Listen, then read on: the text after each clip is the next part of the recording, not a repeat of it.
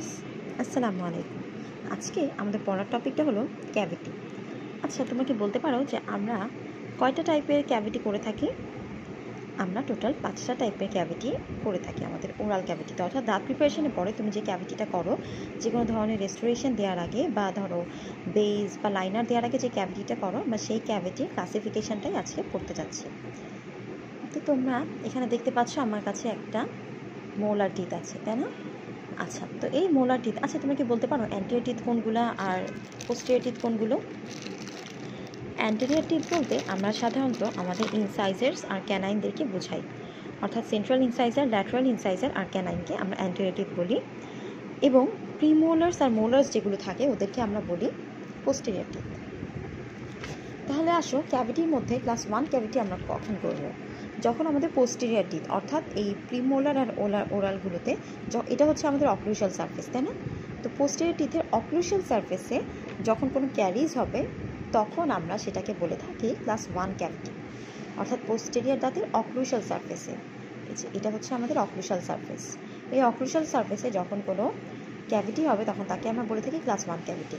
আচ্ছা, তোমরা যদি এখনও দাঁতের সারফেস না চিনে থাকো, তাহলে কিন্তু আমার টুথ সারফেসের ভিডিওটা দেখে আসতে পারো। এবার আসো, যদি আমাদের পোস্টেরিয়র দাঁতে প্রক্সিমাল সারফেসে, অর্থাৎ প্রক্সিমাল সারফেস কোনটা বলো তো? আমরা পড়েছিলাম যে মিজিয়াল আর ডিস্টাল সারফেসকে প্রক্সিমাল সারফেস বলে। তাহলে যে এই যে আমার আঙ্গুল যেখানে আছে, এই দুইটা সারফেসে যদি কোনো ধরনের ক্যারিজ হয়, অর্থাৎ মিজিয়াল বা ডিস্টাল সারফেসে যদি কোনো ক্যারিজ হয়, তখন তাকে আমরা বলবো ক্লাস 2 ক্যাভিটি। ঠিক আছে, আমরা যেই ক্যাভিটিটা করবো তাকে আমরা বলি ক্লাস 2 ক্যাভিটি।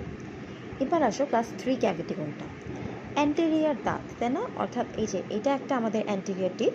তো এই অ্যান্টেরিয়র টিথে যদি প্রক্সিমাল সারফেসে, অর্থাৎ মিজিয়াল অথবা ডিস্টাল সারফেসে যদি কোনো ক্যারিজ হয়, তখন তাকে আমরা বলি ক্লাস 3।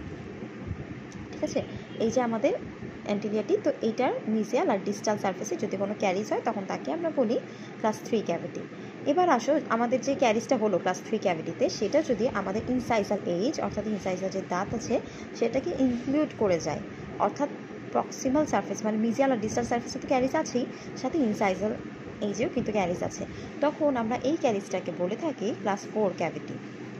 আর ক্লাস 5 ক্যাভিটি কোনটাকে বলবো? যখন আমাদের সার্ভাইকাল পোর্শন, অর্থাৎ এই যে এটা হচ্ছে আমাদের সার্ভাইকাল পোর্শন, এই যে এটা হচ্ছে আমাদের সার্ভাইকাল পোর্শন, যেখানে আমাদের রুট আর আমাদের এনামেলটা যেই পয়েন্টে মিট করে, তাই না? সেটা হচ্ছে আমাদের সার্ভাইকাল পোর্শন। এই দাঁতের ক্ষেত্রে সার্ভাইকাল পোর্শন কোনটা হবে? এই যে এই জায়গাটা, চিন জায়গার সাথে যে জায়গাটা লেগে থাকে সেটা হবে আমাদের সার্ভাইকাল পোর্শন। তো সার্ভাইকাল পোর্শনে যদি আমাদের কোনো ক্যাভিটি হয়, তাহলে তাকে আমরা বলবো ক্লাস 5 ক্যাভিটি। ঠিক আছে, কোনো ক্যারিজ হলে। আচ্ছা, এখন তোমরা বলো তো যে আমাদের যে এই যে সার্ভাইকাল পোর্শন যেটা আমি বললাম, এটা কি অ্যান্টেরিয়র টুথের ক্ষেত্রে হবে নাকি পোস্টেরিয়র টিথের ক্ষেত্রে? ক্লাস 5 ক্যাভিটিটা ইউজুয়ালি অ্যান্টেরিয়র পোস্টেরিয়র দুইটা টিথের ক্ষেত্রেই কিন্তু হয়ে থাকে। তাহলে আসো, আমরা আবার একটু রিডিং দিই। আমরা আজকে পড়লাম 5টা ক্যাভিটি। ঠিক আছে, 5টা ক্যাভিটির মধ্যে ক্লাস 1 ক্যাভিটি কোনটা? যখন আমাদের পোস্টেরিয়র দাঁতের অক্লুশাল সারফেস, অর্থাৎ এই সারফেসটাতে হবে, তখন তাকে আমরা বলবো ক্লাস 1 ক্যাভিটি। ক্লাস 2 ক্যাভিটি কোনটা? যখন আমাদের পোস্টেরিয়র দাঁতের প্রক্সিমাল সারফেস, অর্থাৎ এই যে মিজিয়াল আর এই যে ডিস্টাল, মিজিয়াল আর ডিস্টাল সারফেসে যে ক্যাভিটিটা মানে যে ক্যারিজটা হবে, তাকে আমরা বলে থাকি ক্লাস 2 ক্যারিজ বা ক্লাস 2 ক্যাভিটি।